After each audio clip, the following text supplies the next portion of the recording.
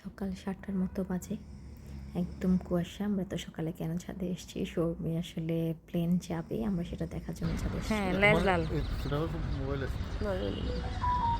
আর দূর থেকে একটা বিন্দু লাল দেখা যাচ্ছে। আপনারা সবাই আসলে কুয়াশায় দেখতে পাচ্ছেন। তো এর মধ্যে আমাদের একটু একটু চোখে পড়ছিল প্লেনটা রানওয়েতে এগিয়ে আসছে। আসলে এত সকালে বেলা রাতেও ভালো মতো ঘুম হয়নি। ওই যে প্লেনটা দেখা যাচ্ছে।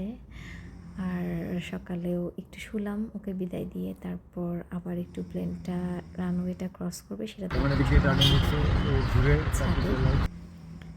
আসলে সব কিছু মিলিয়ে আমার শর্মে যাওয়ার অন্য কিছু কোনো ভিডিওই করা হয়নি, মনটা ভালো লাগছিল না। 20টা দিন আমার অন্যরকম ব্যস্ততা, আনন্দ, হাসি খুশি ঘুরে বেড়ানোর মধ্যে দিয়েই কেটেছে। আর ও চলে যাচ্ছে, মনটা আসলে আমার খারাপ লাগছে।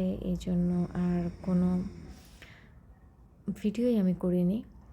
আর অনেক কুয়াশা, যার কারণে প্লেনের আসলে আর দেখা যাচ্ছে না, কিন্তু আমরা খালি চোখে দেখতে পাচ্ছিলাম। সবাই দোয়া করবেন যাতে ও সুস্থভাবে বাসায় পৌঁছাতে পারে।